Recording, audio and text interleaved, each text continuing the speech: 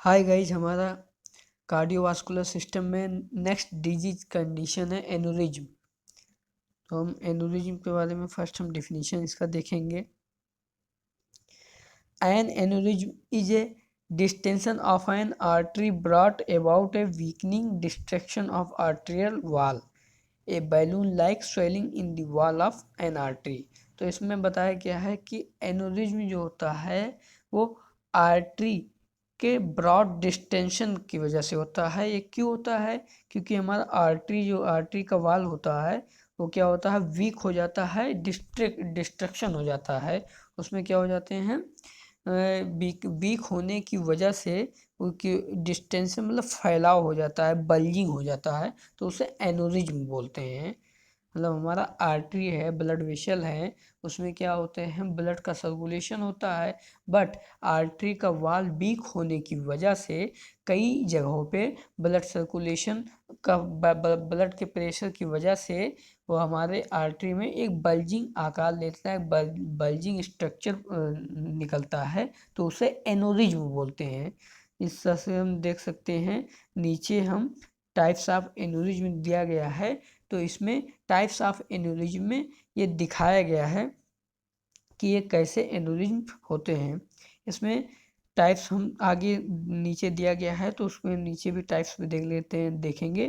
जैसे यहाँ पर टाइप्स ऑफ एन्यूरिज्म दिया गया है, तो एन्यूरिज्म में इसमें देखिए हमारा पहला है ट्रू एन्यूरिज्म, ट्रू एन्यूरिज्म, और फिर दूसरा हमारा है फॉल्स एन्यूरिज्म। ये टू टाइप्स के हमारे एन्यूरिज्म होते हैं। पहला क्या है, ट्रू एनोरिज्म, और दूसरा हमारा फॉल्स एनोरिज्म। तो यहाँ पर ये टाइप्स में जिक्र किया गया है। टाइप्स जो होते हैं, it is of two types, ये दो टाइप के होते हैं। फर्स्ट हमारा क्या है, true aneurysm. In A true aneurysm layers of vessels dilation in one of the following veg. तो इसमें बताया गया है कि ट्रू एनोरिज्म जो होते हैं वो ब्लड वेसल के लेयर में डायलेशन होने की वजह से होते हैं। फर्स्ट है हमारा, ये है सेकुलर। सेकुलर में क्या होता है, ए यूनिलेटरल आउट पाउचिंग का मतलब हो गया बल्जिंग। यूनिलेटरल मतलब वन साइड में होता है, जैसे कि यहाँ ऊपर यहाँ दिया गया है यूनिलेटरल में ये दिया गया है कि एक साइड पे यहाँ पर बल्जिंग होते हैं, और यूनिलेटरल में होते हैं सेकुलर का ही है। फिर पुसी फॉर्म में दिखाया गया है, ये पुसी फॉर्म में। दूसरा हमारा यहाँ पुसी फॉर्म में दिखाया गया है कि ए बाइलेटरल आउटपोचिंग का मतलब यही हो गया कि ये दोनों साइड पे क्या होते हैं हमारे बाइलेटरल, ये दोनों बाइलेटरल पोजीशन है, बाइलेटरल शेप है, कि इसे पुजी फॉर्म बोलते हैं बाइलेटरल को। फिर तीसरा इसमें बताया गया है डिसेक्टिंग में आउटपोचिंग विद द सेपरेट लेयर। एक सेपरेट लेयर होने की वजह से आउटपोचिंग जो होता है। जैसे ये हमारा ये तो लेयर ये गया है, वाइट जो कलर का दिख रहा है वो लेयर है, लेकिन एक सेपरेट लेयर की वजह से आउट पाउचिंग हो गया है, वो इनर लेयर की वजह से नहीं हुआ है। एक सेपरेट लेयर ब्लड का सिक्रीशन होने की वजह से वहाँ पर बल्जिंग हो गया है, तो उससे क्या होगा, डिसेक्टिंग एन्यूरिज्म हो जाएगा। अब हम देखते हैं फॉल्स एन्यूरिज्म में इसमें बताया गया है, ये हमारा फॉल्स एन्यूरिज्म। तो स्यूडो एन्यूरिज्म इसको बोलते हैं, फॉल्स एन्यूरिज्म इसको बोलते हैं। बताया गया है, in false aneurysm the wall rupture and a blood clot is retained in an out pouching of tissue. तो फॉल्स एन्यूरिज्म में बताया गया है कि ब्लड वाल जो होता है वो रप्चर हो जाता है, फट जाता है, और ब्लड क्लॉट हो जाते हैं।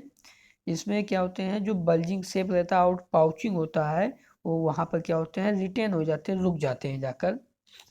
तो ये ऊपर हम देखते हैं, ऊपर ये फॉल्स एन्यूरिज्म में ये बताया गया है कि यहाँ पर क्या हो गया, ये रप्चर होने की वजह से यहाँ पर ब्लड क्लॉट हो गया, ये बाहर की ओर आउट पाउचिंग बना लेते हैं, तो इसे फॉल्स एन्यूरिज्म बोलते हैं। इसका है, इसमें दिखाया गया है कि ये लॉन्गिट्यूडनल सेक्शन है या हॉरिजेंटल सेक्शन है।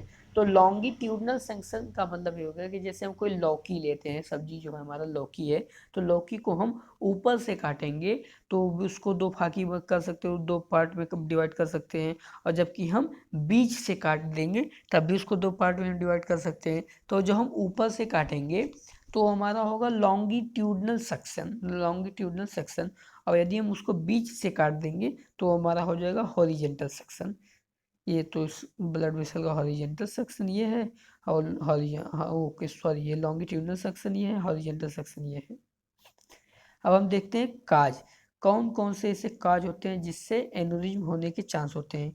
स्मोकिंग की वजह से, लोकल इन्फेक्शन की वजह, लोकल मतलब एक पर्टिकुलर एरिया पे इन्फेक्शन होने की वजह से, कंजेनाइटल वीकनेस ऑफ वेसल, जन्मजात रोग होने की वजह से हो सकता है, सिफाइलिस, सिफाइलिस ये सेक्सुअल ट्रांसमिटेड डिजीज होता है, उससे भी होता है, ट्रामा कोई सर्जरी होता है उससे, डीजेनरेटिव डिजीज, डीजेनरेटिव डिजीज होने की वजह, डीजेनरेटिव का मतलब होता है कि कोई फंक्शन या स्ट्रक्चरल ही कोई चेंज हो जाने की वजह से होता है।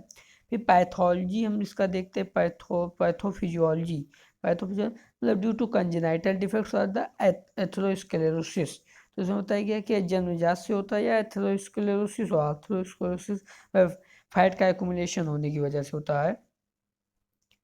तो अब हम डीजेनरेटिव चेंज फिर उसके बाद देखेंगे। डीजेनरेटिव चेंज ये होगा कि हमारा ब्लड वेसल में डीजेनरेटिव चेंज होगा, उसका स्ट्रक्चर या शेप में उसके चेंजेस आ जाने लगेंगे। फिर होगी जब स्ट्रक्चर चेंजेस में आने लगे तो लॉस ऑफ इलास्टिसिटी, मतलब जो हमारे ब्लड वेसल में इलास्टिसिटी रहती है कि फोल्डिंग सिस्टम रहती है और उसकी जो स्ट्रांगनेस होती है वो कम हो जाती है, तो इसी की वजह से वो इलास्टिसिटी और वीकनेस हो जाता है अपना, और डायलेशन होने लगता है। तो जब हमारा आर्टरी या ब्लड वेसल वो हमारा वीक हो जाएगा, तो वीक होने की वजह से ब्लड प्रेशर जब वॉल पे लगेगा तो वो क्या ले लेगा, एक बल्जिंग शेप आउटर साइड पे निकलेगा, आउट पाउच बना लेगा, तो उसी की वजह से क्या होता है, एनोरिज्म हो जाते हैं। टाइप्स तो हम देख ही चुके हैं। अब हम देखते हैं sign and symptoms. Sign and symptoms में बताया गया है इन एब्डोमिनल आयोटिक एनोरिज्म, बताया गया है कि एब्डोमिनल पेन होता है, इसमें क्या होता है, एब्डोमिनल पेन होता है with intense back pain and flank pain. Back pain का मतलब होता है कि पीठ पे हमारे पीछे साइड पे पेन होना, और फ्लैंक पेन का मतलब ये हो गया कि हमारे थोरेसिक कैविटी से लेकर पेल्विक कैविटी के बीच में दर्द होना, पेन होना, वो फ्लैंक पेन होगा। अब है हमारा abdominal pain without the pulsating mass, मतलब हमारा हमको एब्डोमिनल पेन होगा लेकिन स्टमक में हमारे कोई किसी भी तरह का एब्डोमिनल एरिया में किसी भी तरह का कोई पल्सेटिंग मास नहीं होना चाहिए, कोई बल्जिंग नहीं होना चाहिए।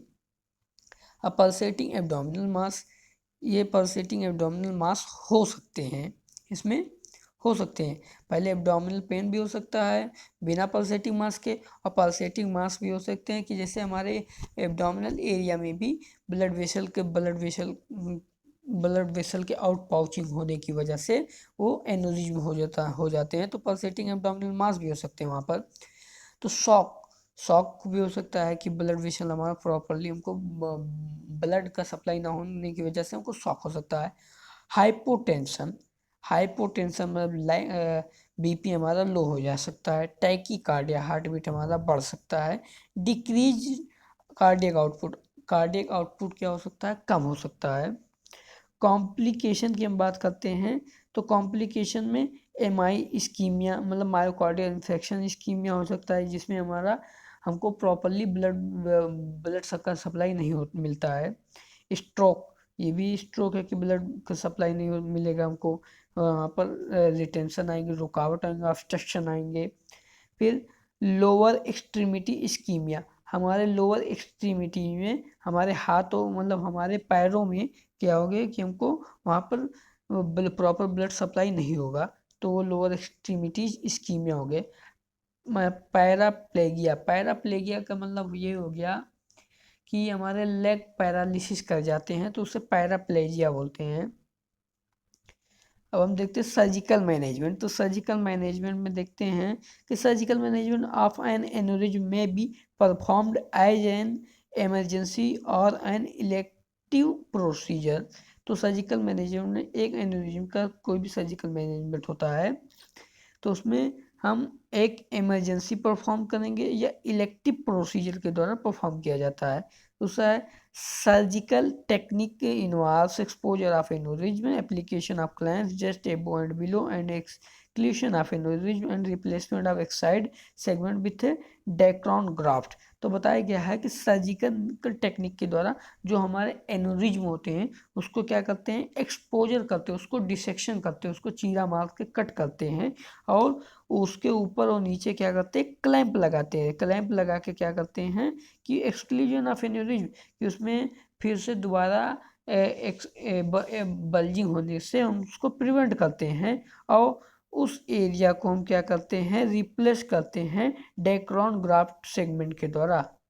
एक्साइडेड उसके उस सेगमेंट को हम रिप्लेस करते हैं डेक्रोन ग्राफ्ट के द्वारा, डेक्रोन ग्राफ्ट।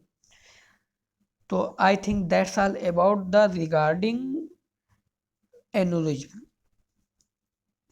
तो थैंक यू सो मच मेरे वीडियो को देखने के लिए। Please like share and subscribe to this video. Thank you so much.